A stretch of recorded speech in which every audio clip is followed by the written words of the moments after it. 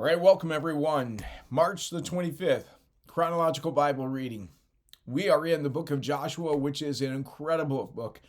Joshua and Judges, the Israelites are moving into the promised land. They're about ready to divide the land up, but they've got some cities that they've got to conquer first. And so God has sent them in and has said, make sure that you don't make treaties with the nations that are in there because they're wicked. They sacrifice their children in the fires to Molech. They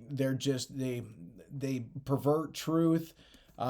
Truly wicked people. And so God says, don't make any treaties with them. I want you to go in and you just clear them out of the land. And so that's what they're doing.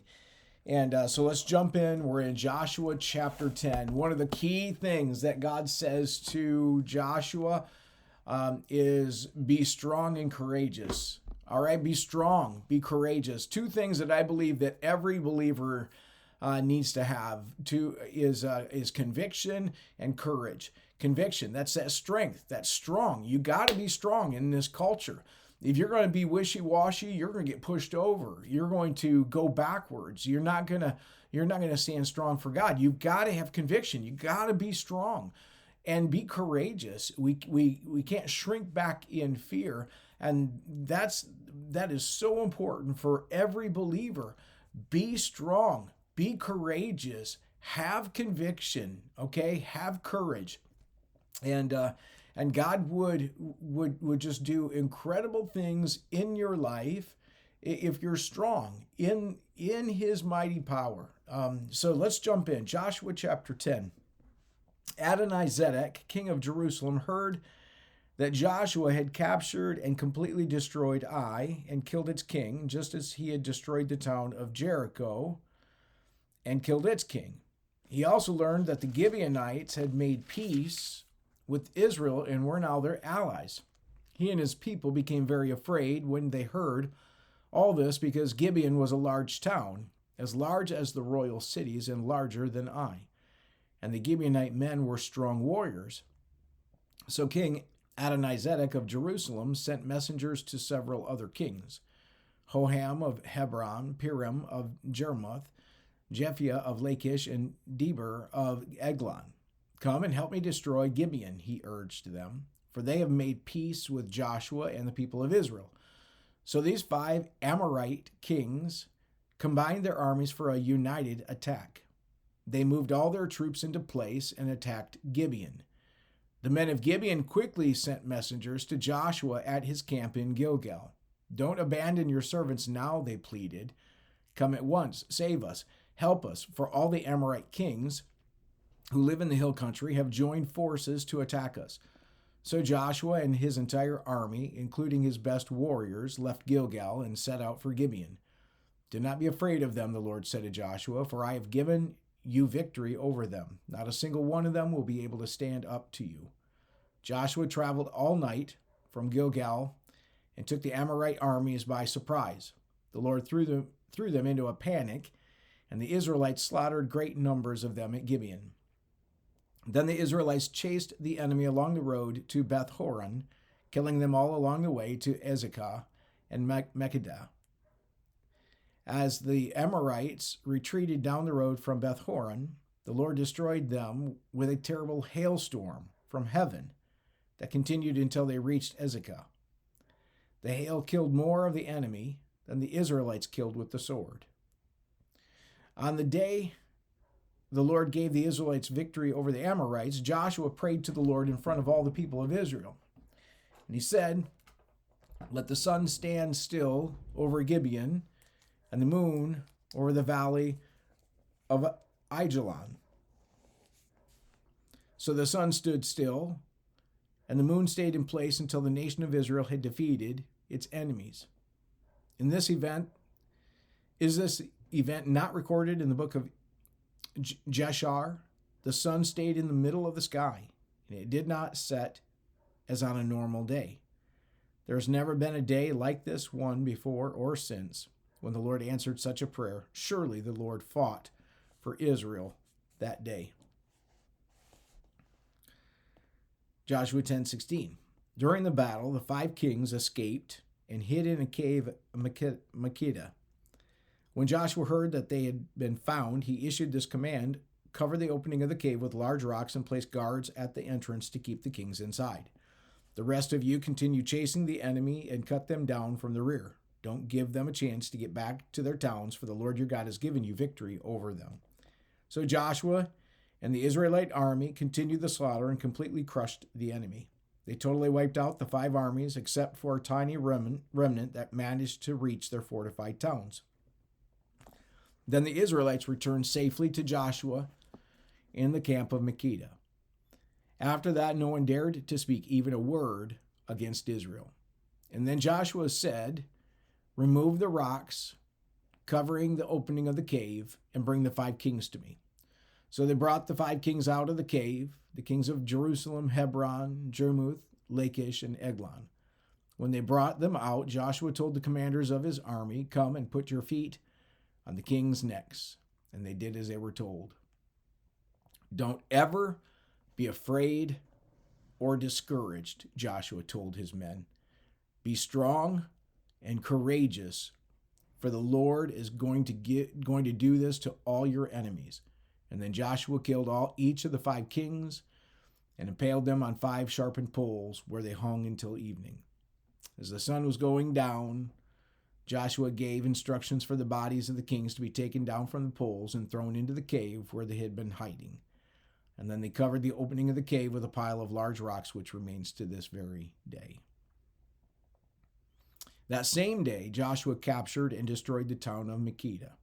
He killed everyone in it, including the king, leaving no survivors. He destroyed them all, and he killed the king of Makkedah as he had killed the king of Jericho. And then Joshua and the Israelites went to Libnah and attacked it.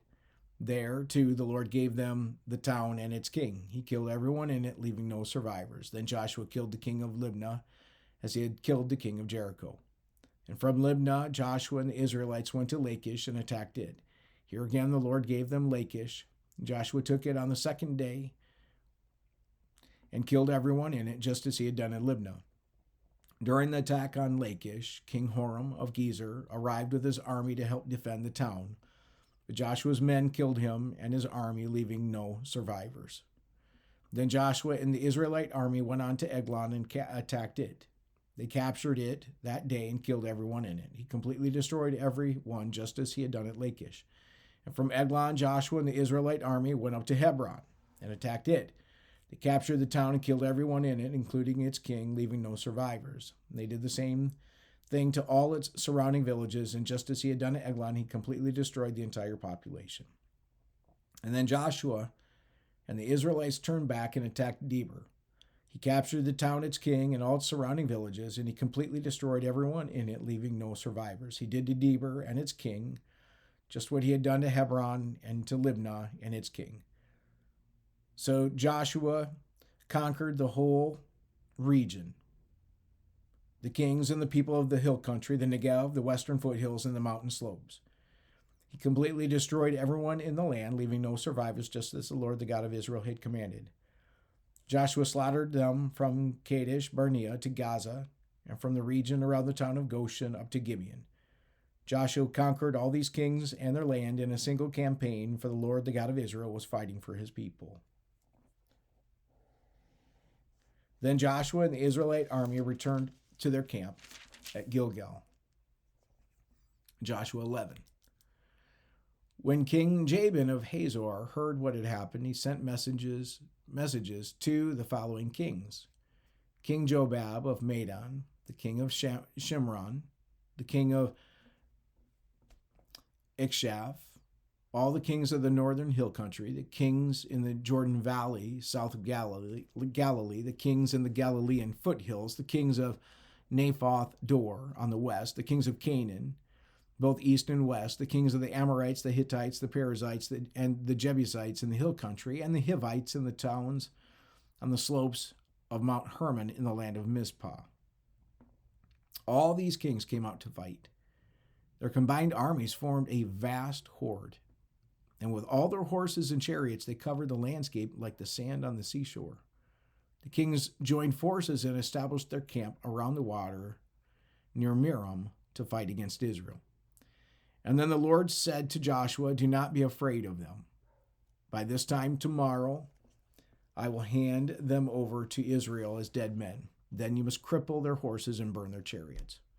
So Joshua and all his fighting men traveled to the water near Merom and attacked suddenly, and the Lord gave them victory over their enemies.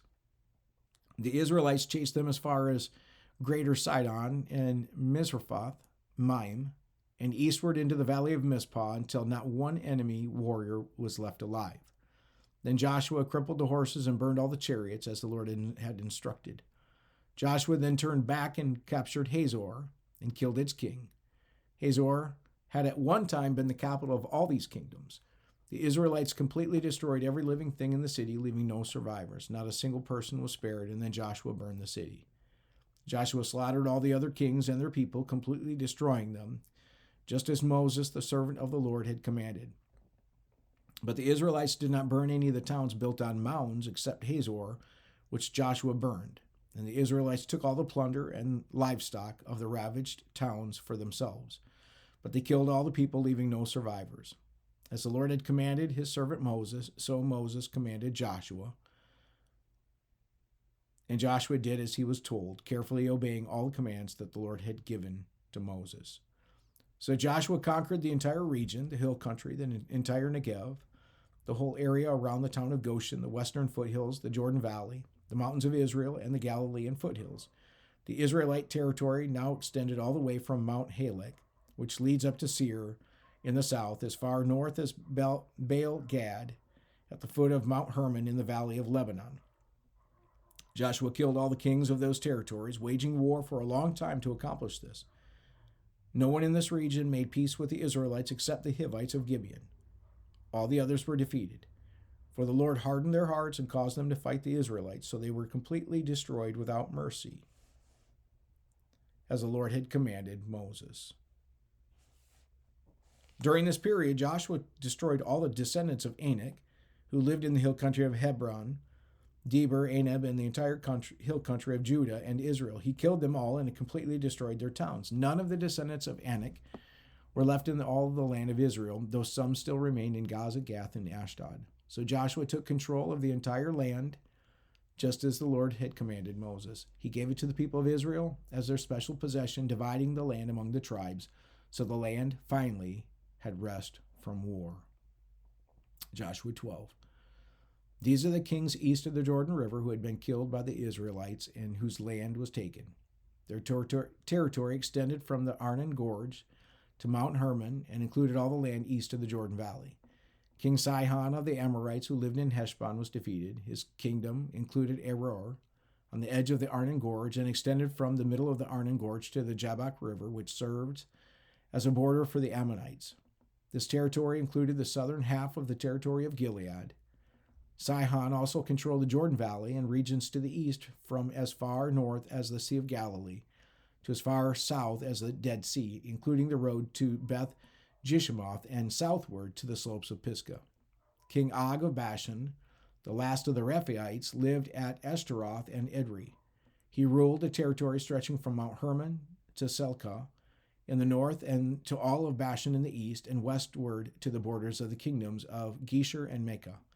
This territory included the northern half of Gilead as far as the boundary of King Sihon of Heshbon.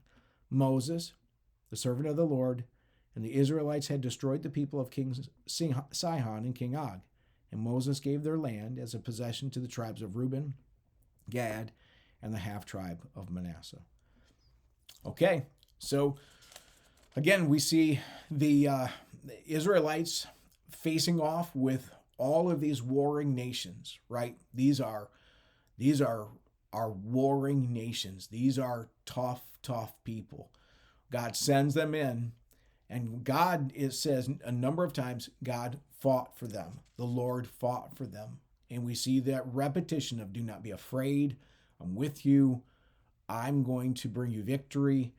And that's that repetition, and the battle is real. And this is what I would just say. I know this is tough. As we read all of this, it's like, man, they go in and they destroy it all. Listen, they're eventually someday, and we got to reconcile this reality. Do you realize that God is going to destroy destroy the world again. He's going to start over again. The wickedness that is here is atrocious. There are people that are sold into sex slavery every day. Young boys, young girls that never get a chance at a happy life. They get sold, they get kidnapped, sold into slavery, hooked on drugs. There's people that are right now that we don't even know where they're at. They're kidnapped. They're being held against their will. They're being raped. There are men, husbands that are being murdered. You go into some villages, people live in absolute, just fear. There's such wickedness in this world.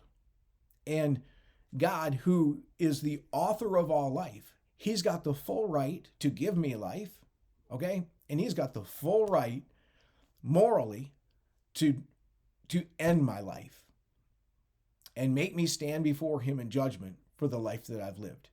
Okay, so remember this. All of these people who died, their souls lived on and had to stand before God and give an account for their lives. Okay? And so the young who did not reach the age of accountability, they stood before God. Okay? God knows who they are. God, every one of these people, we look at it like with God taking a life. It's God ending a person's physical life on earth and saying, now it's time for you to stand before me and to give an account for your life. God has the full right to do that. It doesn't make him morally bad. He's morally righteous to say, okay, your physical life on this earth, it starts here, and your physical life on earth, it ends here. And it's amazing, to consider that and to think about that. And God is using the Israelites as his instruments of ending life. Why? Because God's got a bigger plan where the Lord is fighting for the Israelite people who are going to be the family tree by which the Messiah comes into the world to save the world from this terrible sin that is infected and the sin that is passed on generationally in these communities, in these nations, that God wiped out. He said that nation is done, no more. But he establishes the Israelites in the land of Canaan, and he says, this is going to be your land by which I want you to flourish. I want you to follow me. Now remember, he gave them the blessings and curses as well. He said, listen, if you follow me, if you stay righteous, I'm going to bless you. I will be with you. I will fight for you. But if you turn against me and you begin to live the same kind of wicked lives that the people that I drove out using you, if you live in this way, I will end your life as well. The life that you have right now that is blessed, it will come to an end. Why? Because you live under my blessing. And I'm more than happy to bless you, but I'm not required to bless you if you're living in a wicked way. And we as humans, we have a tendency of putting God on trial. We read stories like this and we're like, we're speaking judgment over God when God is righteous, he's holy, and he has the full authority to do the things that he is doing. And so it's helpful for us, again, to have that 10,000-foot view and understanding that God is in charge and he's righteous and he's holy. All right, so just consider that as you are pondering these things, and hopefully that helps a little bit. Feel free to give me some feedback on it. All right, we'll talk soon. Have a great day.